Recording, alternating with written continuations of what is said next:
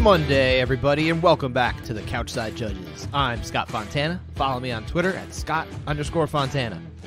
And I'm Dan Urban. Follow me at the Dan Urban. Follow the podcast at Couchside Judges, and subscribe to us wherever you listen. Make sure you find us on YouTube, which is something we've tried to put a little more focus in the last couple of months, right? Right. But also 5-star review. And as always, we talk judging in MMA, so you should read the criteria, especially for this one.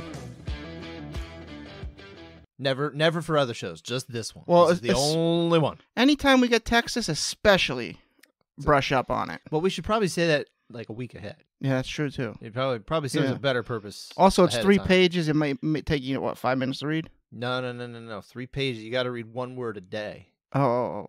Yeah, you'll finish it in a few Gotcha. years. Yeah, it'll be coherent. Don't worry. I noticed Brendan Fitzgerald's not all that keen on the criteria. How so? He loves control. Feels like Dominic Cruz has been harping on in his ear, telling him it's all about control, Brendan. I'm not That's sure. what wins rounds. I'm not sure, but he does. You're right. He does point out the control a lot, and he seems to have, let's say, a lesser understanding of how the judges are actually going to evaluate the round than, let's say, John Anik. And that's not necessarily a slight at Brendan, but that's certainly, I think, a point in the column for John Anik, who definitely has put in the time and effort to do his best to understand. I think it's time for a refresher for the commentators. Probably every 6 months they should all just get one. Yep. It would be good. And maybe every 2 months for Dom. And DC too. Everyone else, they've earned they can do it every 6 months. That's okay. Or just listen to the Couchside Judges. Yeah, listen to us. Yeah. I'm sure they do. I think they do. Maybe. I'd love to have DC on. That would be great. I'd be so happy. Let's just talk NCAA wrestling with him. I would have him sign my Funko Pop if he would. Oh, you're imagining he's coming over to hang out in your room in New Jersey. Oh, yeah. Oh, okay. Because they're going to be in New Jersey next month. They will. 2 months. Yeah. So. And he's thinking to himself, well, I mean, I could go to the city, which is right by here, or. Which is trash. Or come to the suburbs of New Jersey. Just hang out in your room. Yeah. Which, by the way, this is a little bit of a different change. For no one can see this because we don't do video here, but we are in a different quote unquote recording studio at Dan's house. We've moved to another room, to a bedroom. Yep. But I would say that this is recording studio 1.2. 1.2. Possibly version 2.0 is in there. In the original recording. In the studio. original, we're with refurbishing. video, We're gonna possibly. Get it up. That would be nice if we could get that up. Yeah. That'd be cool. Don't have the vision. People do love to see my face. That's the number one thing that I get when we get emails. It's always like, I really want to see what Scott looks like at 2 a.m. Yeah. Yeah. Just all harried and tired. Ready to go. Just exhausted from chasing around his children, working, and then talking about fights. Yeah. But we might as well get into those fights. There are a lot of fights. It was a Texas weekend. We had 10 rounds to be talking about. We'll get to those in just a few minutes. But first, we got to talk about kind of the takeaways here. And most of them are going to be the main event. Cory Sandhagen looked fantastic. Yeah, it looked really good. Made a fight that I think everyone was really excited for it to be maybe like some sort of back and forth, almost war kind of thing. Not that it had to be like, punch for punch kind of thing. But, Marlon Vera, we've seen him be dangerous in any round, no matter what's been happening to him. And he really just could not get going in this fight at all. Sandhagen clearly won the fight, I think, in everybody's eyes. Say it for one. We'll get to that one. But the question I would have for you, Dan, is about Cory Sandhagen. Do you see him? Can you picture him? Like, can you close your eyes and think to yourself, he'll have his hand raised with the championship belt around his waist one day? Do you see that for him? I don't know. Well, that's a good answer. Let's move on. I lean no. You lean no. Okay. I lean no. All right. Getting off that fence a little bit. Aljo beat him so quick. He did. I don't know if that's like. But that was years ago, and he's it's like, and at this point now, what is it? 4 years? 3 years? It's definitely COVID era. He's added some dimension. I mean, more offensive wrestling. We don't necessarily know what his defensive wrestling is going to be, but he certainly looked a lot more versatile and diverse in what he can bring to the cage. I mean, I guess it's kind of a cop-out answer, but I'd have to see what he does versus Merab.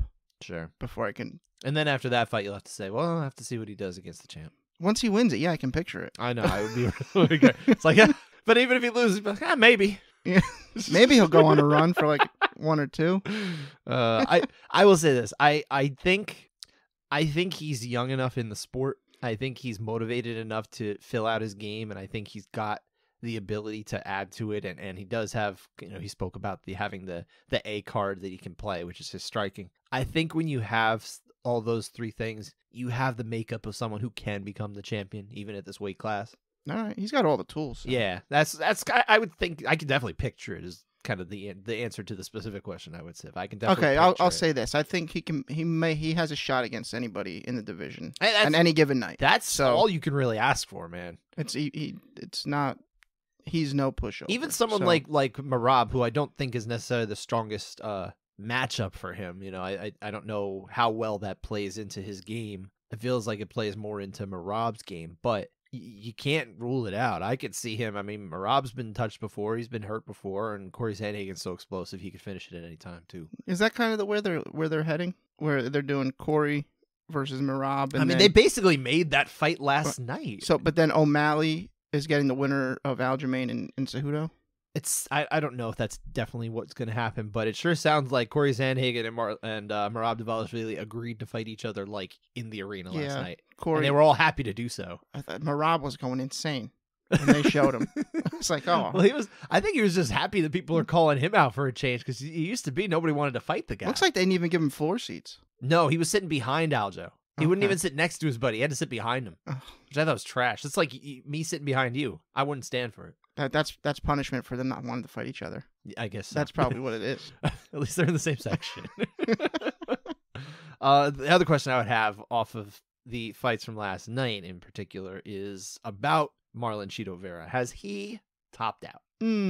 Is this is he even going to get to that title shot? Like, do you think he can get there? Do you give him championship? Can you picture him getting that bantamweight belt? What are you thinking? No. I agree. I'm thinking he topped out. Yeah, you think he topped out? I would like to see him and O'Malley go again. See what would happen. I mean, a legitimate win for sure. I'd like to see what happens if what O'Malley learned from the first fight.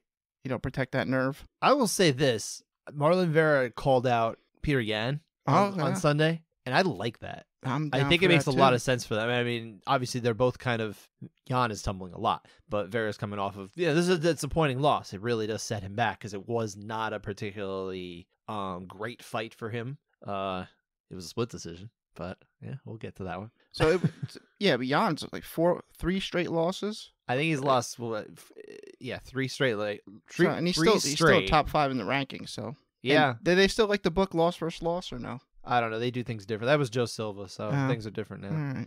All right. But I could see it. I mean, it makes a lot of sense to do that, unless they want to do Yan against somebody maybe a little bit lower, sort of almost a get right kind of thing, because he is obviously a talented fighter, and I think they would hate to lose him or something like that, especially if he gets frustrated with judging and he's just like, well, I'm gonna go to ACA or something. Yeah, no, I quit. Yeah, I'm done. I don't think he quit, but I could see him going somewhere else where maybe they'll give him some money and whatever. I mean, he could go to Bellator or PFL. I think they'd be happy to have him. Well, he wasn't frustrated about his last loss, right?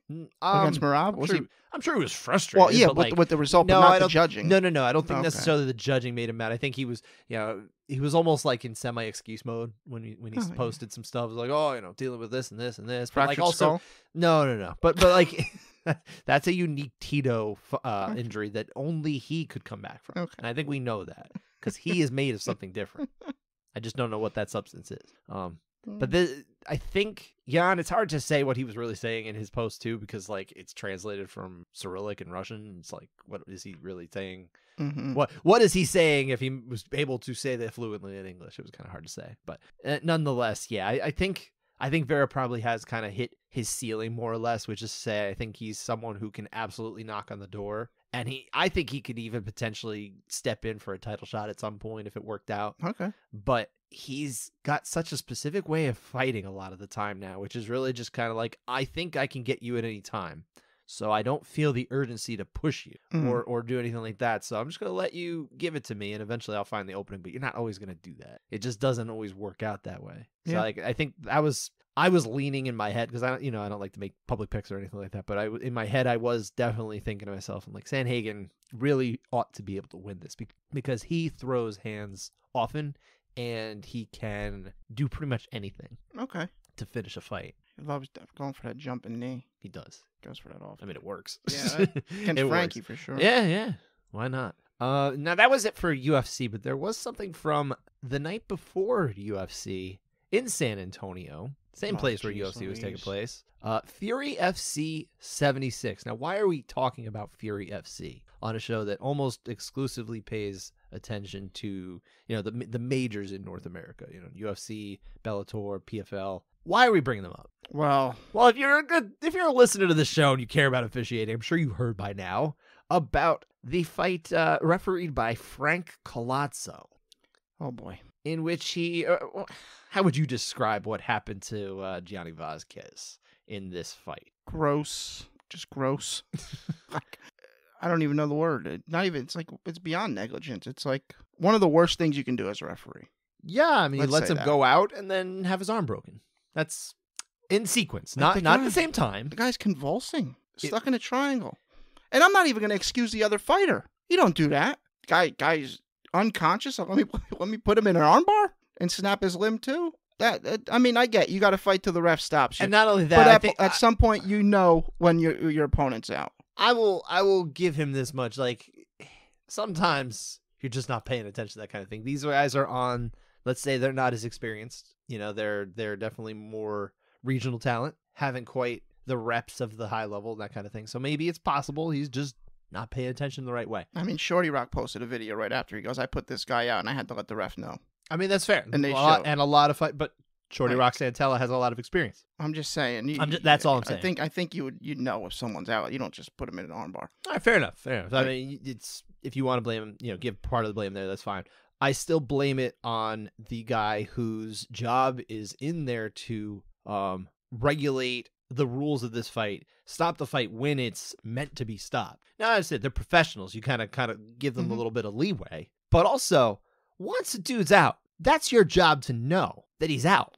And then you stop the fight. Jeez. He was out for so long. He was in the hospital. Like, this was not great. He's convulsing. It was disgusting. The arm is completely hyperextended, on the verge of being broken. At some point, I believe you got to know this guy is out completely. If I'm not mistaken, I could swear somebody reported, and I would have to pull up. I think MMA Junkie was covering this pretty well, but I believe it was reported that he did break something in the elbow. Yeah, and he shouldn't have to have a broken elbow. No, he went to sleep. He wasn't even aware anymore. Like, horrible. It is appalling that happened. Number one, that's full stop. Should not have happened. This was in the main event, I believe, if I'm not mistaken, of Fury FC. Okay. I was not watching live. I caught this a lot later, like a lot of people did. But reveals the damage suffered. This is from our guy Nolan King over at MMA Junkie. Wrote this up. My opponent took advantage of that, and with some stupid referee that didn't stop the fight when I went out, and now I have to deal with a potential fracture on my arm and some ligaments damaged too. He posted on Instagram. Some stupid referee. That's very kind to referee Frank Collazo. Well, I'm thinking the legal action is probably going to be a bit steeper. I would hope there are legal repercussions here in some meaningful way, even if it's of the civil variety. This is crap. What happened to him is crap. Yeah. And if I'm a fighter, or let's forget if I'm a fighter, if I'm a coach, if I'm a manager, if I'm a promoter, and I see this guy's name come across, I'm not putting any fighters in there. I think it goes deeper. If I'm a promoter or a coach or whatever, like you just said, I'm just not even fighting in Texas. But that's a problem with something like Fury FC, which is based in Texas. That's just what they do. Go to Oklahoma. Well, it's easier said than done, but if I'm a coach, I would not trust this man to officiate my fighter's fight in a way that would keep him safe enough. Now, look, if I'm the corner, there is a little bit of responsibility there. Your guy's out, maybe throw in the towel if it's looking bad. But it's hard to tell in that moment, too, because you're a lot farther away. Maybe you don't have the best angle. No one has a better angle than the referee. And the referee here, Frank Collazo, absolutely failed Gianni Vazquez there. Awful what happened to him. Horrible. I mean, it's a good thing that that was the only thing that he did that weekend, right? After that, Texas pulled him, and he didn't do anything else. Wait, I'm sorry, my mistake. He actually judged 2 fights in UFC the next night. My mistake. Yeah, what a punishment. What the heck is going on here? How could that happen? I know it's Texas, and we bash Texas all the time. And look, sometimes we make them a joke, like kind of a passing joke, right? And maybe sometimes when we do that, it's almost unfair. But this is the kind of reason why they absolutely deserve any sort of criticism. The state of Texas, the Commission of Texas, the Texas Department of Licensing and Regulation, Registration. I always mix it up. But TDLR really, really, really, really messed up here. And then they couldn't even be bothered to change it up and say, listen, maybe we should take this guy off. It's not even like he's an experienced judge. He had one fight listed from MMA Decision. Now, granted, MMA Decisions doesn't have everything that everybody does. Doesn't account for all of the experience he may or may not have at Fury UFC or Legacy or what have you. But his last fight was 8 years ago. Only last fight for UFC, I should say, that he judged. Only fight that he judged for UFC was 8 years ago. It was Ryan Bader getting a 30-27 on all 3 cards against Rashad Evans. And the other 2 judges on this one were a couple favorites of this show, JJ Ferraro and Patrick Patlan. Which almost makes me think, gosh. Where were they Saturday? Well, what I was thinking is, man, I have to go watch that fight again. Maybe Rashad won. Is there an argument now that he won? But I'll take it for granted at this point. We're not going to dig up old dirt for today. But the gall of the Texas Commission to continue to go forward with this man still working for them after an absolute abortion of the idea of being a good official is ridiculous. It is absolutely absurd. I think the people who work on the Texas Commission should be absolutely ashamed of what they did in this particular instance, especially. This is absolutely absurd. They just want to cheap out. I mean, I don't know what the deal is, but they had how many judges? 5 total judges, and then however many referees they had also were judging. Yes, every referee who worked this weekend for UFC had at least 1 and sometimes 2 judging assignments as well. Like Herzog, Miragliotta, Kerry Hatley, Jacob Montalvo. Anyone else, ref? I believe you hit all of them. But I mean, look, I will say this. Jacob Montalvo especially has a lot of experience as a judge. He's now working in Nevada as a judge.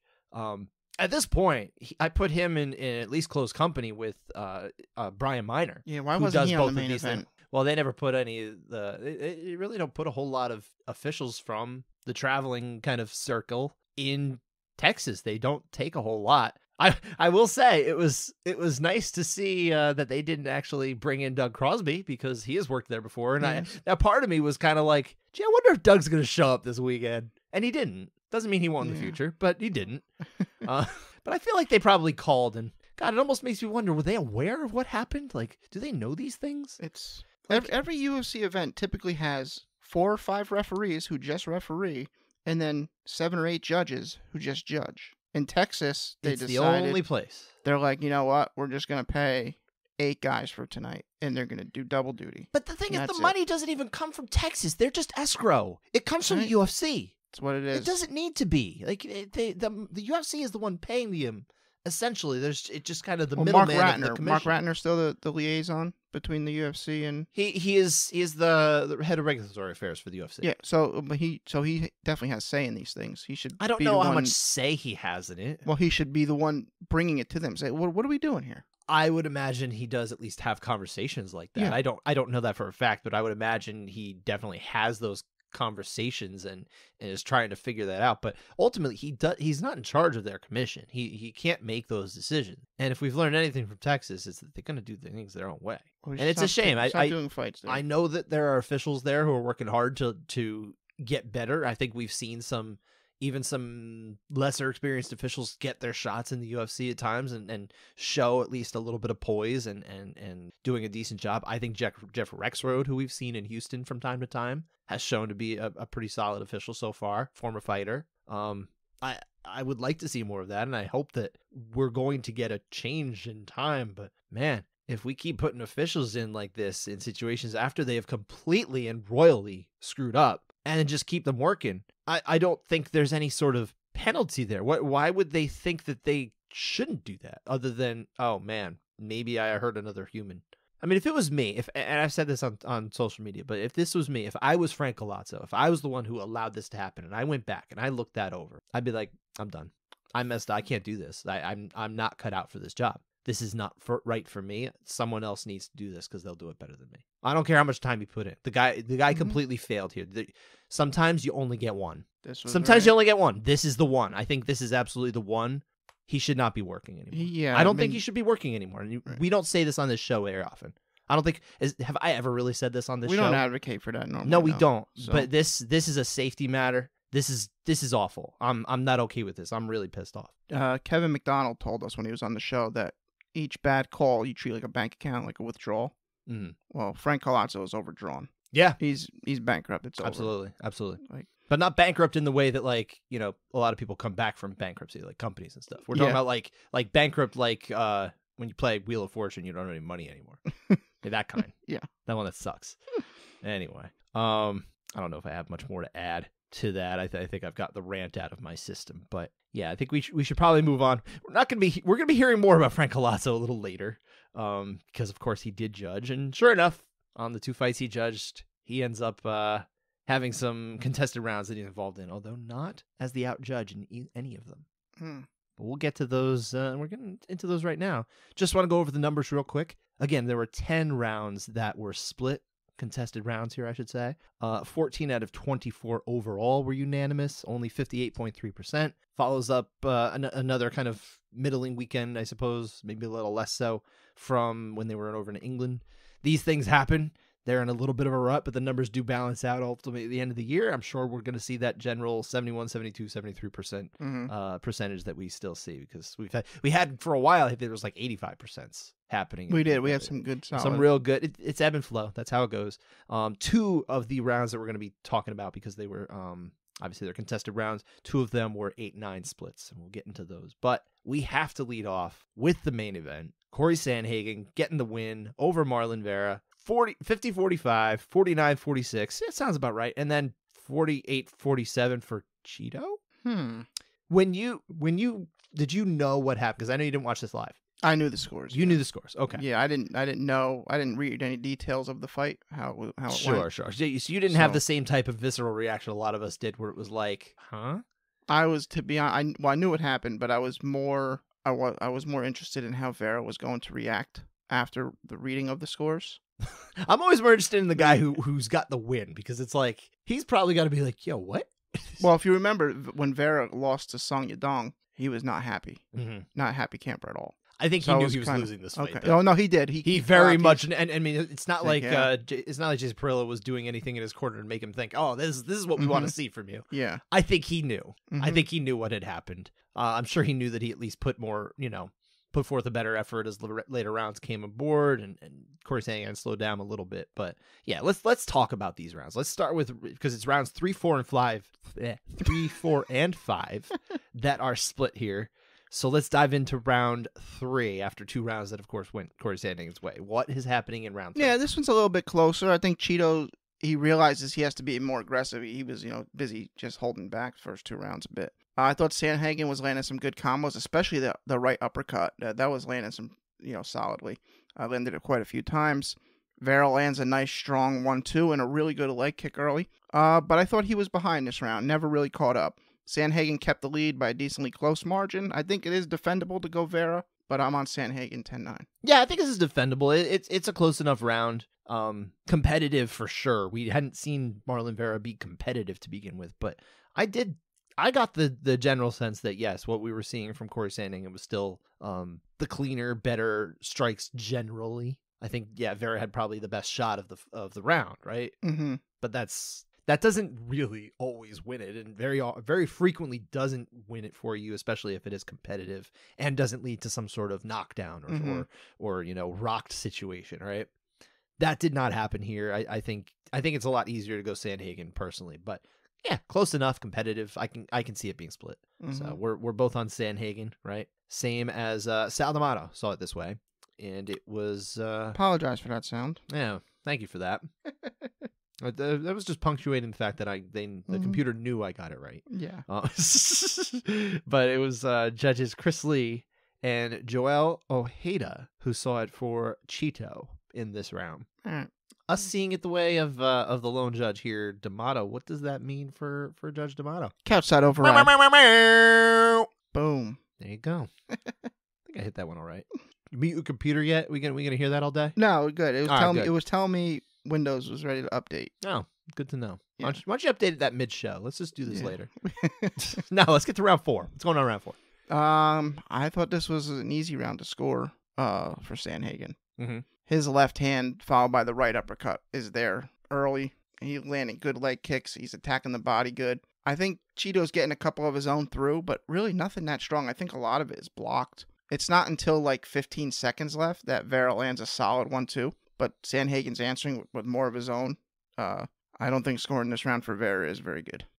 I would call this round competitive but clear. Yeah, I don't think it was close. In favor of Sandhagen. It's also, I would say this is the first round where we started to see kind of like a drop in output from Sandhagen.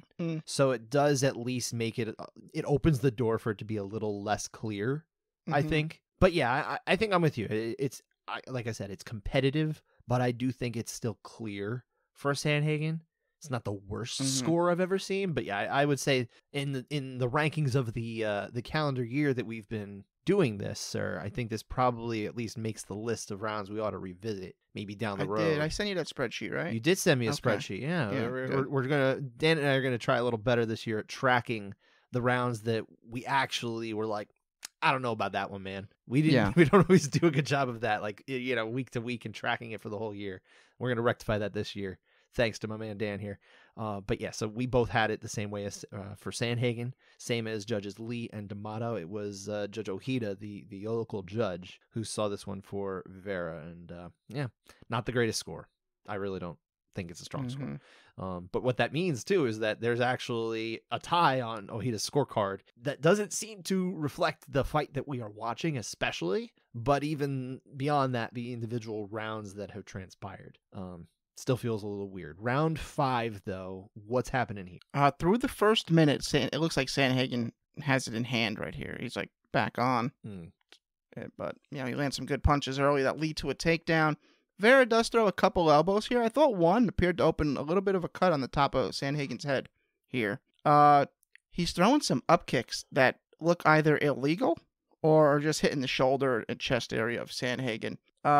Throughout this round, I thought Sandhagen was winning on the feet. It's not until like 15 seconds left where Cheeto does his best Diego Sanchez impersonation, going absolutely bonkers. I don't think much got through. I think a couple strikes here and there got through. I think it's a close round, but I think it's close but clear for Sandhagen here. 10-9 Sandhagen. I actually was pretty torn on this one when I was watching this. I'll be perfectly honest. I don't think it was even close but clear. I thought it was just a close round that I could see it kind of going either way with it, because I was debating going 50-45 or 49-46. It came down to this round. I did side with you. I saw this one for Sandhagen. I thought he did just a little bit better, but yeah, this is another round that it's not low output, but it's definitely lesser output compared to what we had earlier in the fight. And again, I think that opens the door for things to be closer in general. I mean, it's possible. Sanchez lands an elbow in the clinch. Sanchez.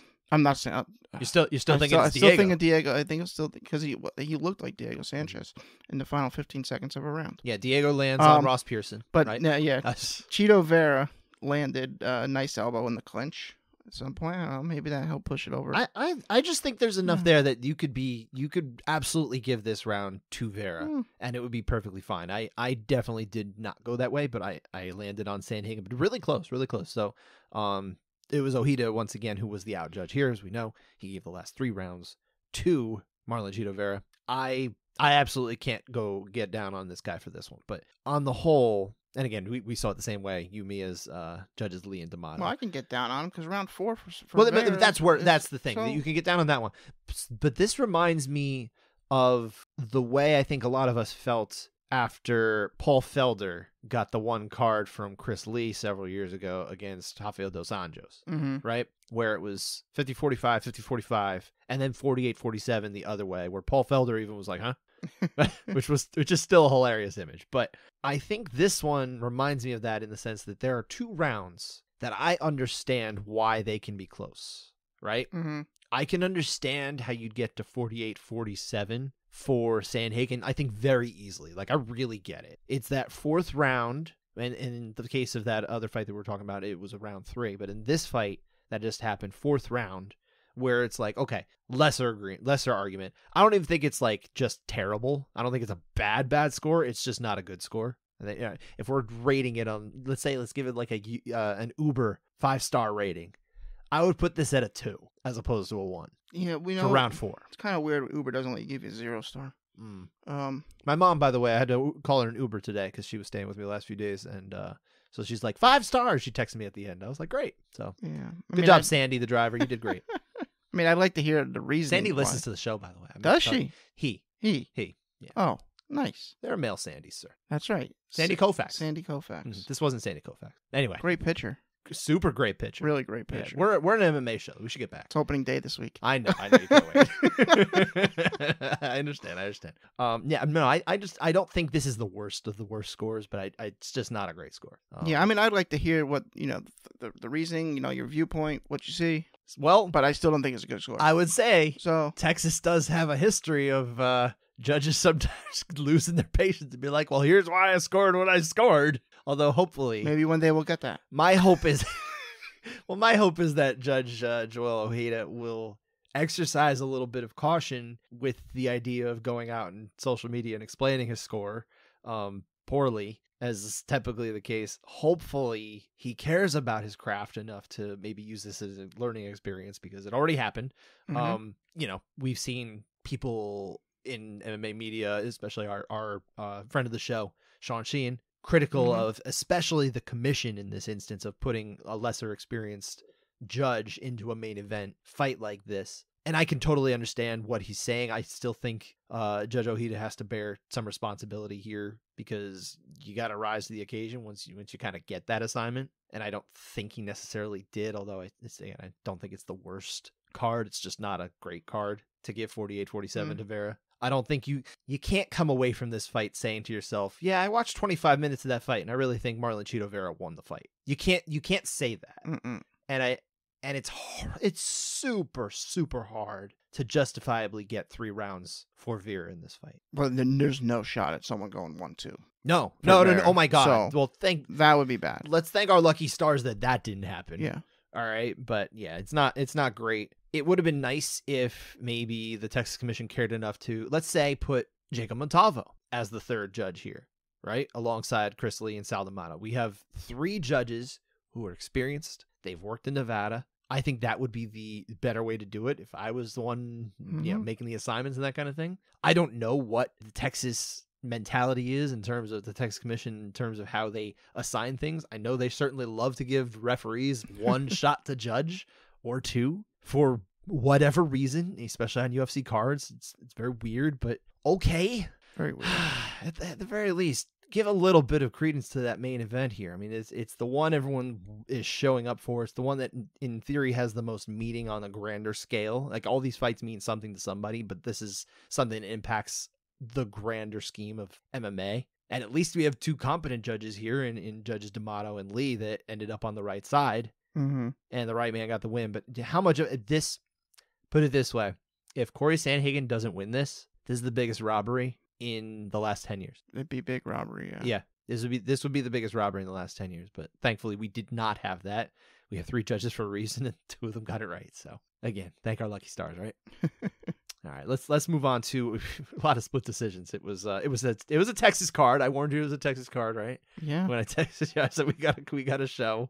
That was why. But we have 3 other splits that we're going to talk about, split decisions. Starting with Maycee Barber getting the win over Texas gal Andrea Lee, 30-27, 29-28, and 29-28 the other way for Lee. So that means we've got 2 rounds to talk about. Round 1 had already been scored unanimously for Maycee Barber. Although, I'll be honest, Dan, I don't know what you thought. I actually thought there was a decent argument for Andrea Lee in that round. I did. I did. You scored it for Lee in round 1? Yeah, I did. Oh, no, I don't see that. It's close. It's absolutely I mean, close. we can talk about it. No, I don't want to go deep into it. I would just Okay. say I just because all 3 landed on the same page doesn't mean someone couldn't see it the other way. I accept that, and that's fine. I don't think it's wrong. But I when I did watch it, and I even knew the scores at that point. I went back and watched this later after knowing the result. And I watched the first round, and I'm like, I could see that one being for Lee. I think I'm gonna go. It would be a really close round. I really thought so. I mean, I think Barber put a stamp on it. Fair enough. Agree to disagree, my friend. All right. Round 2 is where we're actually going to start, because this one is split. So what's happening? Pretty slow start, but Barber lands a couple leg kicks. Good one, too. Andrea Lee has a good one, too, of her own. Pretty even on the feet until Barber starts landing some solid shots to the head. They land simultaneous leg kicks, not leg kicks, just kicks with their legs upstairs to the head. Kicks with their legs, Yeah. huh? Okay. Lee's is a bit better, but then Barber starts tagging her, and she's getting over aggressive, gets taken down at the half guard. Lee lands like one good hammer fist and like a scramble. But Did she land that hammer fist with her fist? Yeah. Okay. She did. Good. Just clarifying. No, of course. Yeah. But other than that, I think Barber has the more effective offense. Landed with more impact throughout the round. I think 10-9 Barber. Yeah, I think so too. Close round though. I think you can make the closer round. Close. I would say it's close. I think it's fine. Closer round, yeah. Closer. Okay, fine. You want to say that? Yeah. It's fine. But yeah, I went for Barber as well, and so that meant we agreed with Frank Collazo. Okay, fine. Maybe he's a better judge. At least nobody's arm breaks and they don't go out conscious because he's judging. So there's that. But yeah, so we sided with him and referee Dan Mergliotta. I thought Tandan nailed this fight. To be honest, I thought he nailed it. Well, we'll get to that in just a moment, of course. But yeah, so yeah, I had this one as a Barber round like you. It was Chris Lee who was split off on his own. Lee saw it for Lee. That feels I don't know. I don't know. I think Chris Lee's. I think he's giving favoritism here. No, I'm kidding. Little Leon Lee favoritism, right? But no, close round. I think it's a perfectly fine score to go that way. So round 3, final round. What's happening here? Barber comes out fast. He lands a real strong right hand and then gets taken down by Lee. They scramble. Lee gets on the back for a couple seconds, but before she's shucked off, Barber on the feet. I think she's winning the exchanges. Lee's getting takedowns and doing absolute zilch with them. I think Barber wins this for being the more effective fighter on the feet, where all the effective offense happened. Now, this is the round where Barber's face got busted up a little bit, right? Her nose was bleeding a little bit. Yeah. I was pretty sure that occurred. I think it was something in the kind of in the exchange when they were going down, right? Possibly. That's what it looked like. But I mean, obviously, it's kind of hard to tell, and you do really need to know what strike happened. So if a judge doesn't see exactly what caused that, then it's a little tough, right? But I did give a little bit of, because of the damage there. I think there's damage that you got to score, and I think it was a close round to begin with. So I did see this one for Lee, but then again, this is, I think, another really close fight, a really close round, excuse me. I just don't see it that way. I see Barber as being the effective fighter, actually doing something offensive. I think Lee landed like 12 strikes this fight, 12 significant strikes. As you like to say, that's not actually the case on the numbers, though. What were the numbers? The numbers are actually very close in each round. I'll pull it up, but if you wanted to keep talking for just a moment, I'll get you that number. Yeah, I think Barber's the one actually fighting here. I think Lee was just kind of holding position, staying on top. I yell at Brendan Fitzgerald. He starts yelling. You have beef with Brendan Fitzgerald. He says something. Lee has made the most of her opportunities from these positions. And she has absolutely not. And I woke the dog up by yelling, "No, she's not. What are you talking about?" The dog looked at me like, "What are you talking about?" I'm sleeping over here. Did you apologize to Radar? Yes, I did. All right, good. Look, so first off, the numbers, because you asked for them. Round 1, Maycee Barber outlands her significant strikes, 17-12. Round 2, it's 17-15, and then round 3, it's 14-12. So Barber outlands in every round, but in the final 2, she outlands by only 2 significant strikes each time. I think that's wrong. She's targeting. That's not the fight I saw. Well, a lot of the strikes that Lee lands are credited to the body and legs. Okay. So, is it a case where you're maybe not giving as much credence to the work done to other areas, but you're only concerned with the head strikes? Possibly. Well, if the other 2 aren't shown any effect, yeah. And in fact, there are actually only 10 strikes landed to the head by Andrea Lee. So she could have won this fight easily had she just started doing something when she was on the ground. She had plenty of offensive opportunities. You will get no argument from me, sir, because that is absolutely true. That's something that has to be pointed out is I don't give a whole lot of credit to what Andrea Lee did in this fight, to what she did on the ground, because when she gets it down there, she is just holding on. And I mean, I don't know if she's like meticulously and ever so slowly trying to set up some sort of arm triangle isolation of the head and arm there, but it's not getting remotely close to anything. She's barely, she mixes in like one knee or one elbow to the body, like here or there per takedown. There's just not a lot going on there. And if she wants to win from those positions, you got to mix in more. Like, I sided with her in 2 out of 3 rounds. I don't necessarily feel like she won the fight just because I gave her 2 of the 3 rounds. I think this is an absolutely gigantic missed opportunity for her because she should have been able to make this a much cleaner win, and she absolutely didn't. So I'm perfectly fine with, especially the result going the way of Maycee Barber. Like you said, there was an actual urgency to really fight throughout this fight, but I think it's okay to give 2 out of 3 rounds to Andrea Lee.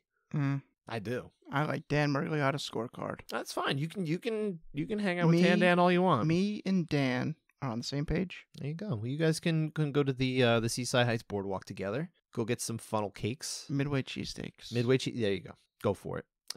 Summer's I would say around the corner, but it's 3 months away. Oops.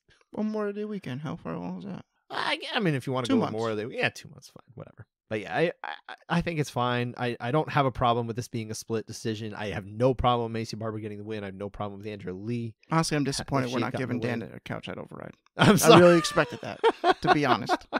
Sorry. You give favoritism to all the Dans. I think that's what it is. It's a Dan side override. I like that. Yeah, there you go. That means nothing. That has no weight. Tan Dan is worth 2 people. You know what? He's probably twice the man of Jason Herzog, but only in size. Yeah. Because as we know, Jason Herzog could dance circles around Dan Miragliotta. He's a good dancer. Fleet of foot. Yes. That's all I'm saying. That's right. Yeah. All right, we got to move on. We've got 5 more rounds to go. All separate fights here, but 2 of them are split decisions. Let's start with Albert Duraev, who got the win over Chidi Njokuani. A very natural split decision here. 29-28 all around. 2 for Duraev, 1 for Njokuani. It was round 2 that was split. What happened? Yeah, I was a little torn on this, but I mean only because it was a low output round. Not a big round. You're right. Very close. Njokuani landed. He was landing some good jabs, but I thought Duraev was returning fire with the heavier shots. I go Duraev on immediate impact and thought, he had a couple good leg kicks.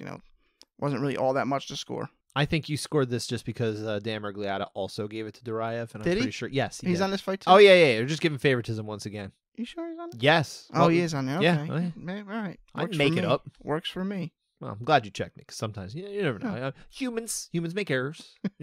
Sometimes people pass out and have their arms broken as a result of errors. But mine didn't cost anybody their health, so that was good. But yeah, you and I saw it the same way. I saw it for Duraev. I actually felt pretty okay with this being a Duraev round. It was close. Like there was no reason it couldn't go the other way because of the level of output there. But I felt pretty comfortable with my score. Okay. Going for Duraev here, same as Sal D'Amato and again Tandan. It was Chris Lee who was the out judge on this one for Njokuani. Nothing wrong with that. I get it. Got no issue. Just not a great fight. Sometimes we get those. But let's move on to someone who is no stranger to split decisions in Texas. That is Trevin Giles. Got the win over Preston Parsons. 29-28 all around. It came down to round 3. So what is going on in round 3, my man? Yeah, this was a crazy round. Parsons comes out like a wild man after they check his eye. He's like, oh, they might stop this. I better go try to kill him right now. I thought he landed some good shots to the head here. And I thought when he ended his combinations with those low calf kicks, I thought those calf kicks were really solid. Giles has landed some really solid straights. And, it's no wonder Parsons' eye is battered right now. I don't think it's newer damage, though. I think that damage was already there. As they checked the eye before the round started. Parsons continues to land that low kick. And, he's making it a dirty fight. Gets the fight to the ground, quickly mounts after that. Locks up an arm triangle. Seems a bit too high. May not be the tightest of arm triangles. Giles escapes. Parsons moves to mount. Giles ends up on top after pushing off the cage. Just a couple more exchanges. It's a wild just really wild fight. I think Parsons does win it. So I got it for 10-9 him, but really close, I thought. Yeah, really close. I feel like there's compelling arguments to be made for both men, which isn't always the case in a split decision or a split round. It's like sometimes it's like, well, it's just a close round. It's like, you just kind of saw it that way. But I feel like you can build like a compelling argument for each person and then say, okay, well, which one did you favor better? Almost, it's a tough thing, right? Parsons lands certainly a lot more to the head. I think he's basically headhunting the head there in this round, whereas Giles is still mixing up to all targets. And I think that's kind of one of those things. But he definitely hurt Parsons. It's just Parsons. It's tricky. How much weight do you give to that arm triangle attempt? I don't give as much. I don't think it was close enough. I mean, it was in. It didn't look all. It was in, but he was just a little high. So, but I don't think he's finishing it. I guess that's where submissions are tricky. I mean, you got to still score it as an attack. Sure, but like, how deep is the attack? You have to grade the degree. It's deep. it's a deep attack. I think it really probably ultimately comes down to how well you grade that. Yeah. One adjustment, and it's probably tap or sleep. Mm-hmm. But from what he did have without making the adjustment, it's not going to end the fight. Right. And So- if that's the case, I mean, what's going on here? I mean, I've seen you kind of be critical of guys who are just cooking people, you know, with submissions too. Well, I'm a fan of that, actually, Fair because that's enough. my style of jiu-jitsu. But as far as I But- understand that, but in terms of as far as scoring, trying to actually finish, I think he was trying to finish. He just didn't have it perfect. but we don't grade effort. We grade, you know. I know, but it is an an attack. I mean, it's an attack that has to be respected and defended. I guess it's like a head kick that partially gets through. I mean, it doesn't rock the guy, but you still got to score it. Yeah, and I'm not saying we it's- ignore it, but I guess I gave less credence to it, and I think that's Okay. part of the reason why I was able to go to Giles in this one. But it's really close. This is, like I said, kind of you can make arguments either way, I think, for them. But I did ultimately go with Giles, who did get the win. Same score for me as judges Gino Garcia and Jacob Montalvo. You saw it as Sal D'Amato did for Parsons. But Parsons, man, his face is kind of beat up here. You can understand why. He took a lot of damage he here. took You a know, beating. the physical damage there is present. That didn't help his case. And it was definitely this round that a lot of that was getting suffered into. You could tell. Mm-hmm. So, yeah, tricky. Great fight. Someone had to lose. Fun fight. Yeah, absolutely. Yeah. Less fun fight next, but also pretty impressive. Holly Holm getting the win over Yana Santos, now wife of Thiago Santos, who is in action this weekend. We'll talk about him in a little bit. But Holly Holm got the win, unanimous decision, won all the rounds, no question, 30-27 twice, but a 30-26 also. It was round 2. That is the discrepancy on degree of victory. Why are we talking about round 2? Yeah, one-way traffic the whole round. On the feet, I thought Holm landed better shots for the brief time that it was there. She gets the body lock, drags her straight down into side control. Yana recovers half guard. And from here, she's kind of landing just pitter-patter. But eventually she passes to side control. She's looking for the crucifix. Couple pitter-patter shots here and there. I think it's definitely, we have dominance, I believe. Mm-hmm. And we're not quite at a 10-8 yet. But then she finally does achieve the crucifix for a brief, 5 seconds. And from here, I thought she landed some good shots. Moved to mount to close out the round. I thought she was landing some decent shots when she first got to mount. I think she definitely has duration dominance, and I think she has just enough damage to get to 10-8 for me. Yeah, I gave the 10-8. I understand this is I mean, even I said this on social media at the time. Not a high damage round necessarily, but yeah, I mean, I still went with the 10-8 because you have the discretion, right? I felt good about going the 10-8 here because especially there's just nothing coming from Santos. She didn't earn that 9 in any way. Just hung out. She was lost. Defended her face for as long as she could. Straight up lost on the ground. it was unfortunate too. Yeah, I'm good with my 8 score here. I think this is the right score here, to be perfectly honest. But it's unfortunate because years ago this would have been an easy 10-8, and now we have that muddled. How high did the damage get? The And muddied waters. And muddied waters for sure. I think a lot of judges would pull the 8 here. I think even some judges might go back and be like, hey, on second look, yeah, this one really ought to be an 8. The criteria really ought to reflect that, you know? I don't know. I'm kind of just troubled by the fact that we're at this point where a round like this can actually be debated as an 8 or a 9. This should just be an 8. But I know why we're here, so I do not fault judges D'Amato and Jason Herzog, our typical referee, was judging this one. I think this was actually his first MMA Decisions scorecard, if I'm not mistaken. I think that's what MMA Decisions had tweeted out. So very interesting there. Yeah, I don't fault them, but it's again, I think it reflects the greater issue that we have with the criteria of, well, not criteria especially, but the way it's been normalized, especially in commissions like Nevada, to maybe this isn't an 8 because there's not someone getting their butt kicked, and that's not really what happened in this round. So yeah, but I'm gonna go with my 8 here, same as Chris Lee, same as you. What's that mean for Lee? Couch that over. All right. Yeah, that was a good one. 2 more rounds here, and the next one we have is another 8-9 split. That was in CJ Vergara, who came back to win this fight in round 2 after getting potentially 10-8'd in the first round by Daniel Lacerda. So we're talking about a Lacerda 8 or a 9 in round 1. What's happening here? Yeah, Lacerda's pace is just crazy. Definitely ahead. Not by the biggest of margins until he, lands that spinning kick and rocks Vergara. And then Vergara starts running laps around the octagon. Lacerda finally catches up to him and drops him with a right hand. Vergara takes another lap around the octagon, and Lacerda waffles him again with another spinning head kick. I think he had him hurt pretty bad, and he kept landing good shots. Lacerda, trying to finish, basically gassed himself out, and he had to get a takedown. He did move to the back, though, and I thought he sunk in a pretty tight rear naked choke. Unable to finish. Vergara had moments, but man, that's a 10-8. There are a lot of reasons this is a 10-8. Yeah. This is not the type of round we were just talking about as a potential 10-8. This one has the damage more than anything. And dominance, I think. And dominance, yeah, absolutely. Yeah. I mean, there's a total outclassing in the striking phase here. It leads to Vergara not just backpedaling, not just trying to like reset or go somewhere. He's straight up running laps. Mm-hmm. I mean, he's putting his Michael Johnson on. And I don't mean the UFC Michael Johnson. I'm talking about Atlanta 96. Golden shoes Michael Johnson, who's probably my favorite sprinter ever. I don't know if you have a favorite sprinter, but he's mine. I've never thought about it. Well, you should. Okay. I recommend Michael Johnson. Usain Bolt. That's fair. Can't fault it. Remember there was talks of him coming to be a wide receiver? I do remember that. He would have got lit up. It would have been so bad. It would have been horrible. It would have been horrible. I'm so glad he didn't do that. He played soccer. He actually played some soccer. Oh, did he? Yeah, I did. Okay. Yeah, he did. Excuse me. Yeah. I didn't play soccer. I'm not good. I coached my kids' team, though. Yeah. Yeah, he had fun. That's good. Mm-hmm.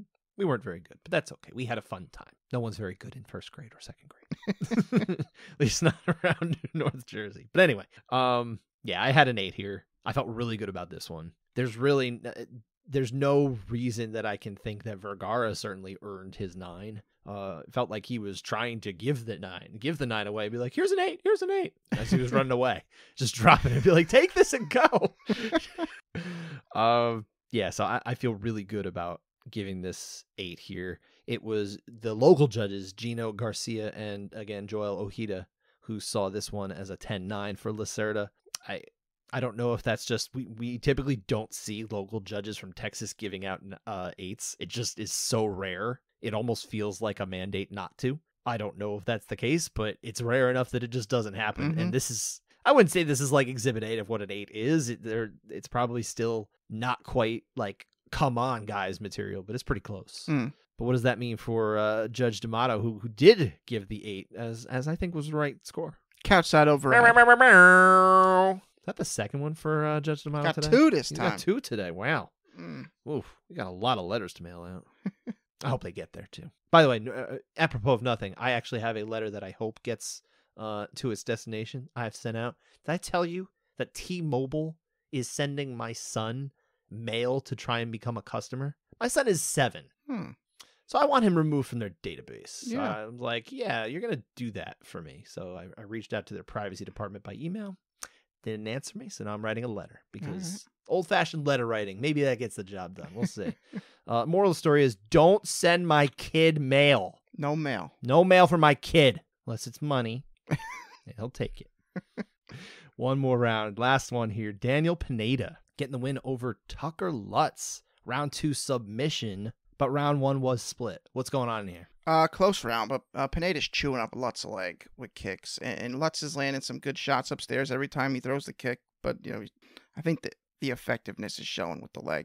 But Lutz may have a slight edge until Pineda drops him with a right hand. Yeah, and then after that, Pineda's just landing his own shots upstairs hard, and he takes the round 10-9. Yeah, I think so. I think a knockdown does not always make the round, but here I think it wasn't just a knockdown and he popped back up. It's like he was really hurt there. Mm-hmm. Sometimes you just kind of get stumbled a little bit, or like maybe you're just kind of off balance and it catches you, but you pop back up. Here he fell in such a way it's like, oh, that hurt him, but he just recovered so well. Lutz did. I think Pineda it changed the course of the round 100%, and that type of effect from the strike I think is so clear that I feel really good about this one being a Pineda round.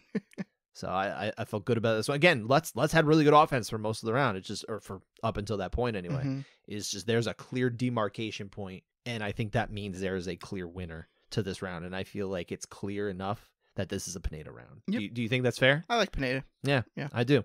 So did Chris Lee. So did, good God, Frank Collazo. Why are we always agreeing with Frank Collazo? Yeah. I guess maybe he's the best judge in Texas, just the worst ref. He's a better judge than a ref. That's for sure. You know what? If the guy wants to keep working, keep him in the chair. Keep him in the chair. But don't put him in a referee role again. I never want to see that. I hope it never happens. Joel Ojeda, this is not a good score. This is actually, I think this is the worst score out of the ones we talked about. I think this is worse than any of the ones from. But I think round 4 is the worst. No, I think this is. I want this added to the end of the year. I want to revisit this later. Yeah, I do. I do. It was that bad. No, I do. But I don't think it was that bad. I do. I don't know. Maybe I'm emotional. Maybe I'm tired. Maybe I'm cranky. Maybe you shouldn't be sending my kid mail. Yeah, don't send him mail. Don't do it. He's 7. That's it. Send him money. Yeah. Send him. I don't know. But yeah, I don't think. I actually do think that this is worse than giving round 4 to Marlon Vera. I really do. Okay. I think it's clear enough. I think there's such a clear point here, which is why it crosses over to the point where like this is supposed to be the round. You know, it's supposed to be. This is the most impactful, the most effective, striking display of the round. It happens from that point onward, and I think it should be clear. So yeah, that's why I'm a little more emotional about this one, I guess. Okay. So. But again, send my kid money. That's it for the rounds. We only have 3 finishes, and none of them were in the first round. So that was a weird one. We only had 10 fights. We still had 24 rounds overall. 1 was a TKO. 2 were submissions. So for like the 8th time in a row, we don't have more TKOs or KOs than submission. I think last week was tied. That's just like as close as it's gotten in 2 months. Okay. It's pretty wild. I like that. Lot of subs. Watch, next time UFC comes back in 2 weeks, 9 knockouts. No submissions. No even attempts. I'm calling it now. No submission attempts. That's brave. All right, it's not going to happen. But anyway, don't take that to the bank. Of those 3 finishes, we're going to pick 2 of them. Which one do you have? Nate Landwehr going 0 to 60 real quick. Mm-hmm. To quote Brendan Fitzgerald. Okay. Who was corrected by Michael Bisping. Tell him it's 0 to 100, Brendan. Oh, God. Keep that overseas. It's 0 to 100. No. You go 0 to 100 real quick. That's the song. But 0 to 60. What song? There's a Drake song. Oh, no. See, I don't listen to Drake. 0 I don't like Drake. to 60 is referencing a car. We're not doing that. I thought that's what we were doing. We're going 0 to 100. 0 to 100? That is the saying. Okay. Let me just say something about Drake real quick. What? Now, I like Drake because he is a Raptors fan like myself, and it was a lot of fun watching the Raptors win the championship and hugging the coach and doing all the goofy stuff. I think he ruined hip-hop. Okay. Yeah. Interesting. I do. Whatever. Anyway. That's my hot take for the day. Drake ruined hip-hop. Right. Go on. Anyway, he rear naked chokes Austin Lincoln. Yes, he does. That was a fun. That was an uncharacteristic performance from Nate Landwehr. A little like maturity in his game. Well, I mean, yeah. Well, he still was bleeding. Yeah, but he didn't go bonkers. He actually just kept his composure and managed to get a finish. He doesn't usually get a finish. All right. Good on him. What was your favorite? I liked CJ Vergara getting the comeback victory after. I mean, he had a terrible round 1. He was just running. Yeah. Take the 8. Take the 8. That's what he said. I thought that was a direct quote. I was a little down on his finish. It's not that the finish was necessarily all that great, but just the fact that, I mean, my God, was he on his way to a 10-7? He was working his way there. He looks like he was on his way to a 10-7. I hated the fact that he just ignored the knee bar that Lacerda was like, here, please knee bar me. And he just completely ignored it in favor of punches. And I said... He likes to hit things, man. He likes to hit things. So we needed... Great that he rallied. But we needed a strikes-based finish. He knew that. I guess. That was the only one he's trying to be different this year. Second fight of the night, he said, I know this is lining up. A lot of decisions. There's going to be a couple submissions. I'm going to throw in a TKO. That's what he did. Because at that point, he could do whatever he wanted to Dan Lacerda, who was barely competent in this fight at this point. He was so drained, so tired, and getting beat up. So I was actually I was like, oh my goodness, we're going to see a calf slicer. I was kind of excited. I mean, I was sitting there like hoping he doesn't get brain damage, but also kind of selfishly wanting to see a 10-7 actually occur.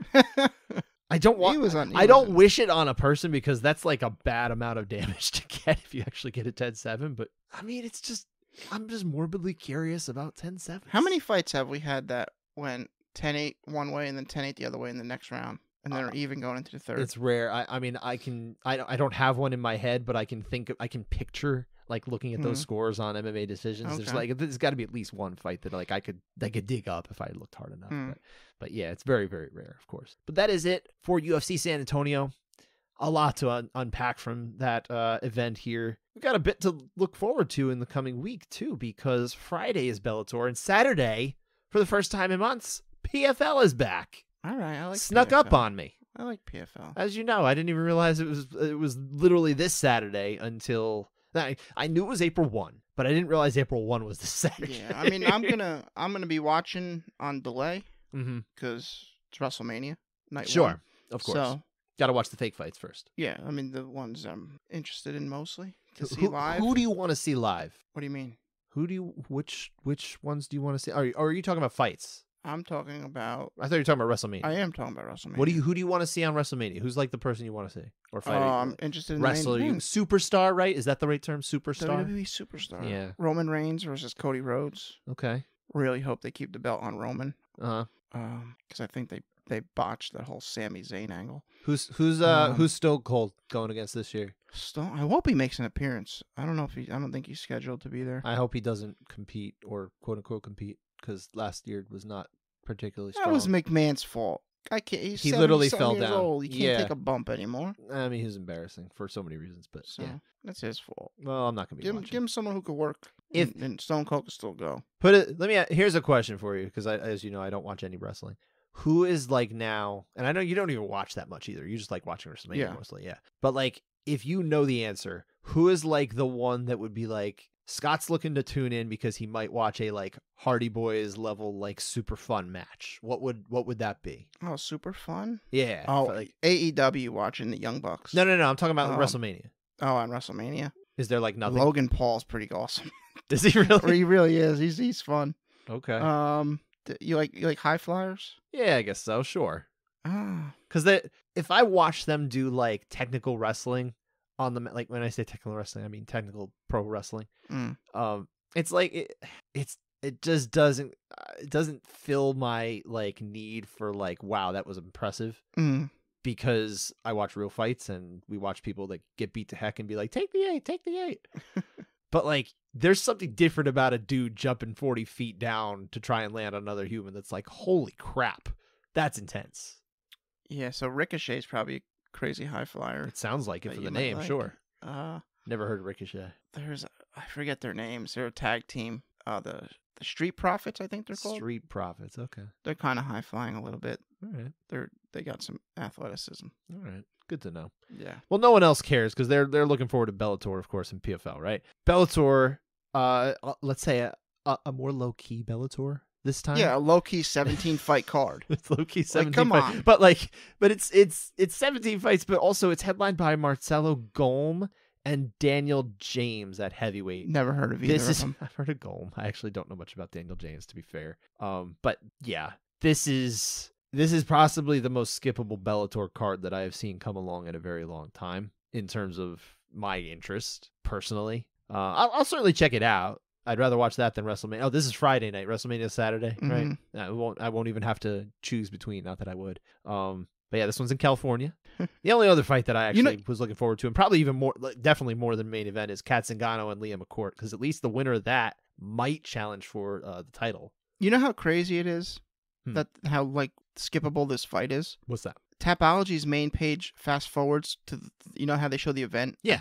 The event on their homepage is UFC 287. Oh, see, that's not fair. They shouldn't skip past PFL. It's skipping two PFL events. I don't think that's fair. I mean, that's but just their choice. That's I am a big fan of John Salter. I like the way he fights. Okay, you know what? That's fair. That's a decent fight. I would. Who's he fighting again? Aaron Jeffrey. Okay. So I'm. Salter's solid. He's been around a long time. You remember him, of course, because he fought Dan Miller. Yeah. Yeah. You remember everything about Dan and Jim Miller. What's their social security numbers? You know what? No, don't tell everybody because then their kids are gonna mail. We don't want. Yeah, don't kids give to the get kids the mail. Just send the money. Zingano and Liam McCourt. I think it'd be interesting if Zingano finally gets like to the title fight against Chris Cyborg, should she resign, which I would expect she would, at 145 pounds, because Kat Zingano has said she's want this fight for a very long time, and it's not yet materialized. So it'd be nice to just let's just see it. Let's just get it off the board and see if it finally happens. Sure. That's kind of what I want. That's Friday night, starts at 10 p.m. Eastern Time, main card, showtime. PFL, though, Saturday night, 9 p.m. Eastern Time, main card, and it's the featherweights and the light heavyweights kicking it off. The main event being Brendan Loughnane, the winner of last season's 45-pound season $1 million winner, against Marlon Moraes, who's coming off a knockout loss to Shimon Moraes, which feels mean to put him against Brendan Loughnane now. Does this feel mean to you? This is bad matchmaking. I think so. Perhaps. Is it a tournament fight, though? It is. Is it randomized? It's the season. Is it randomized? How random do you think these are? I don't know. How random do you think these matchups are, sir? I'm just going to leave it at that. Maybe they were looking for their most biggest name. Wasn't Shane Burgos supposed to be on the Shane card? Burgos is fighting at lightweight. Right, but so he's on the next one. He's fighting at, I think he's on the last one of the season. PFL 3? Yeah, PFL 3. Okay. Yeah, I was actually talking with him about this when I learned about it a few weeks ago, and it seems like it's more of a life choice to make it a lot easier to go through this one season. Especially he's coming off a knee injury. I don't think it was a big one, but I believe it was a knee injury. But nonetheless, like that's just going to make it a lot easier for him to make it through 4 weight cuts in a season. He cuts a lot. He's a big guy, so he cuts a lot of weight. I like the idea of him fighting at lightweight anyway. So, but yeah, that's why we're not seeing something like that happen, and we'll get Shane Burgos in a couple weeks later. But yeah, this just feels like mean matchmaking. And not Marlon Moraes, I mean, not for nothing. I thought he was the best bantamweight in the world a few years ago. I really did, but he's lost so many fights in a row by knockout. He's now fighting up in weight. Already lost by knockout there for this promotion just a few months ago. What are we doing? I don't know. I don't like it. But yeah, so I think you can guess how I think this fight's going to go. But I am more interested.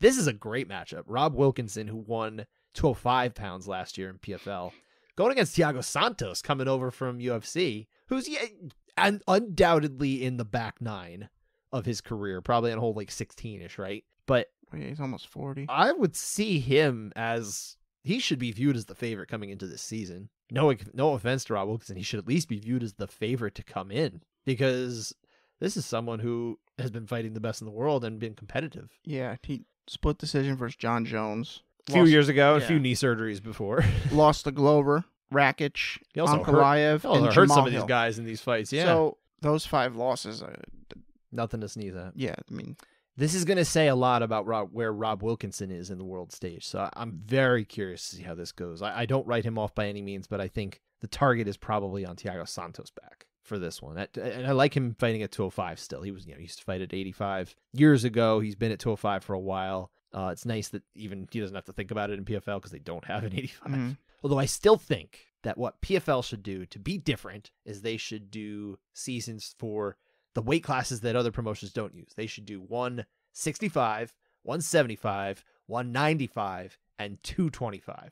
Can you compete in both tournaments? I don't think so. I don't think they would do that. That'd be a lot. But nonetheless, I think that would be really cool if they rather than building up their champions at 205 and it's like, hey, look, we have PFL's winner at 205. It's like, come on, guys. No one's looking at him as better than anybody else. No offense to Rob Wilkinson once again. I feel like I'm just dissing Rob Wilkinson like all over the place. I think what he's done is remarkable to resuscitate his career, win $1 million last year. He's legit, but no one is saying he's a top 10 in the UFC and probably not even a top 5 in Bellator at this point. Because Bellator has a very good 205 pound division. So, but I'm looking forward to that fight. Those are probably the only ones that I was like super jazzed about from this weekend. Jocko's coming over from the UFC, it looks like. Yeah, for but this fight. Jocko has one of the least interesting fight styles. Right, yeah, so but I was excited for it, and then I remembered how Krzysztof Jocko fights, and I'm like, he's going up a weight class. He is. So maybe, I don't know. I don't count him out to win. I'll say that, but it's not an engaging style, so I wouldn't say I'm like, yeah, I can't wait to see how he does. But this one's in Nevada. PFL's moving over to Nevada for the first time. That's a big deal. They'll have Nevada judging there, which is great because Nevada judging is not Georgia judging. They are going back to Georgia, though. I saw the announcement on it. That's where the devil went, I heard. That's a song. Great song. Yeah, it's much better than anything Drake did. Okay, fine. I love hip-hop. I just don't like Drake. You don't have to like Drake. Started from the bottom, now we're here. He just sounds bored, and that's what makes me bored. Okay. Yeah. Anyway, that's it for this weekend. Before we wrap it up, Dan waited very patiently for this. Yeah. From last week, we wanted to talk about Creed 3, which Dan and I went to go see in the lead up to UFC 286, and we didn't know that we were going to walk into a monstrosity of 15 rounds to talk about. So we didn't have time to get to our thoughts on Creed 3, particularly a few things that just didn't add up from a regulatory standpoint. Now, first off, I think we should also preface, I enjoyed the movie. Did you Me enjoy the too. movie? You enjoyed the I movie. did too. Super fun movie. Had a great time. Turn it off if you're just going to be a little bit spoilerish. Oh, yeah, absolutely. Yeah, this is the point where if you don't want to know what happened in Creed 3, you should duck out now. Yeah, and then we'll see you Monday. That's right. Yeah. But, yeah, there are a few bones we have to pick with the way maybe it suspends disbelief a little too much. Yeah, but guy's got 0 pro fights, gets a title shot. First pro debut. It is most definitely unbelievable that Diamond Dame Anderson got the title shot right off the bat. Not only that, but it's more that the commission cleared it. So he's fighting in California. If they had this fight in Dallas, I would have believed it. Oh, absolutely. Yeah. So, I think I can suspend disbelief if they somehow managed to do it in Jerry World, right? Yep. But yeah, 15 pro fight heavyweight champion Felix Chavez going against Dame Anderson in his pro debut, fresh out of prison for the bulk of the last 18 years. Yes. Former Golden Gloves champion, excuse me, not Golden Globes. But man, no effing way. No effing way a commission clears that. I know it's combat sports, and we've seen some weird things happen. That's not happening. It's not happening. It's just not happening. I don't care how much money they throw around. It's not happening. Ain't gonna happen. But it does, right? So this fight does happen. It's like, okay, we've already made it here to the point where it's unbelievable, but it's here, right? Then the match starts, and we have Russell Mora, boxing referee, real boxing referee. He's in charge of the ring. He's running the show here. Or he's allowing just anything to happen, really. It was kind of a half MMA match here because you got Dame Anderson. He's kind of giving elbows. He's throwing elbows. Trying to do trips and knees. things. It's just, what are we watching here, guys? Come on. Russell Mora lets this fight get out of hand in 3 minutes, flat. Yeah. Really impressive. I can't believe he managed to allow this fight to get out of hand so quickly. Apparently, it was a prison rules match. Evidently. Yeah. He must have picked some of those things up, I guess, behind bars. Yeah. Which is unfortunate that it had happened to him, but nonetheless, can't be doing that stuff. And Russell Mora let it go. I think Russell Mora probably needs to be suspended by the California State Athletic Commission because of his actions in the ring in this movie fight. Yeah. I mean, basically, he killed Chavez. Yeah, Chavez is pretty dead at the end of this one. It was just like, that's the only reason you could imagine why he doesn't get the immediate rematch, which obviously would have been included in his contract. Yeah, he would. Because this is boxing. Yeah. And he had trepidation about taking this fight to begin with. Mm-hmm. But then he doesn't get the next fight? What? Well, his mother seems to be his manager, so sure. she heard money and she's like, yeah, we'll take it. But I think she knows better.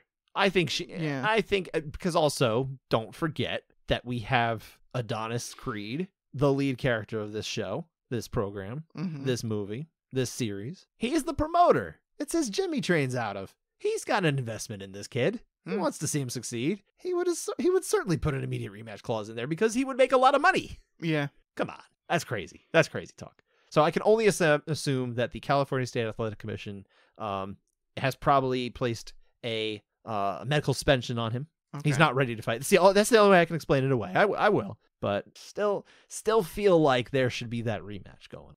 But then again, Felix Chavez doesn't look like a very large man in the ring there, does he? Not at all. And the reason, sir, is because he is played by Jose Benavidez Jr., who is a welterweight boxer, sir, playing a heavyweight. And he looks like it. It definitely shows. And it doesn't just show like when he's standing next to Dame Anderson, who is played by Jonathan Majors, who looks like a large human. He's big. He kind of just looks small, like on his own. Like even in the ring when he was by himself, it's like he looks like a welterweight boxer, which is not a welterweight MMA fighter. For those who don't watch boxing, a welterweight MMA fighter is 170, but really more like 190 pounds. A welterweight boxer is 147, maybe up to 160. It's a small man, not 200 plus pounds. Yeah. And he looks every bit of that. Side note, by the way, Benavidez' brother, David, moved to 27-0 just the other day on Saturday. Oh, okay. He beat Caleb Plant. So really, really successful career going on for this guy. Oh, that fight actually happened? That was a real fight, yeah. Because I'm still getting advertisements on my television for that fight. Oh, well, you should probably go watch it then. Back in time. Like, it's coming up soon. No, I guess it happened. He got the win. I didn't watch it. I just happened to notice that when I saw Benavidez' name come up, and I was like, oh, that's right. His brother just fought. Because they were doing the advertisements. Mine went away, I guess. I will say, and I think we can close on this, sir. I thought Tony Weeks, who, as we all know, judges MMA, and we talk about frequently on this show, did a solid job officiating Dame versus Creed. He did a good job. I think he did a fine job. So nice job by Tony Weeks acquitting himself well in the other sport that he's probably more well known for, judging, officiating, refereeing boxing. Yeah. Covered in blood. He wasn't covered in blood for this one. Well, let me get to that. I think their makeup budget must have been like $12 because no one took any damage in this back and forth battle. No, they look like pretty humans afterward. You're right. Like, what is going on? This is the Rocky series. You're supposed to look horrible after your fight. Well, Stallone looks horrible before the fight. So, I mean, I had to at least lean into it. I guess. That's not Michael B. Jordan is what you would probably consider to be a handsome man. Also not a heavyweight. A pretty boy. Yeah, not a heavyweight though. Yeah, I would say more like a light heavyweight boxer, right? Isn't that like 180? I don't know, or something like that. I don't know. I don't know. I always get screwed up with the boxing because I remember I was a boxing fan before I was an MMA fan, but like I've left a lot of my boxing knowledge behind because there's just been so much MMA to cram in, and I don't have time to keep up with boxing. Yeah. But yeah, I was really expecting Tony Weeks to be covered in blood. He was not. And that was disappointing. No one was covered in blood. There was no blood, actually. But, I mean... It's like when you play a video game, like your parents are like, you got to turn off the blood. So they turn the blood setting off. So Creed 4 has been announced. Is that right? Yeah. I don't know what no one knows what the story's going to be, but... Well, I would think. And then probably Creed 5 will probably happen, and then you get a Morrow one. I think it'd be... Yeah, that's right. They're going to do a Morrow. Eventually. She'll get old enough. Yeah. That would be interesting, though. I would be interested in that fight. If they can keep this franchise going forever, it'd be great. Yeah, why not? Just it'll always be another child along the line that's going to be boxing. Maybe they should do they should go back in time. They should do pre-Apollo Creed. Like, how did Apollo rise to the top? Ah, nice. He beat that other guy, and then who beat that guy? So we can work in two directions here. We can go all the way back to the guy who beat John L. Sullivan, right? In 100 rounds of bare knuckle boxing. Oh boy. All right, that does it. We'll be back again on Monday. Break down, what are we going to do? PFL and Bellator, whatever is interesting. That's what we were just talking about. Yeah. Why not? Yeah, sure. I don't know if we'll do every fight from the 17-round Bellator card plus PFL, but we'll figure out. We'll probably cherry pick, make some interesting choices from each one. Yeah. We'll see what we get. All right. Thanks for listening. Take care, everybody.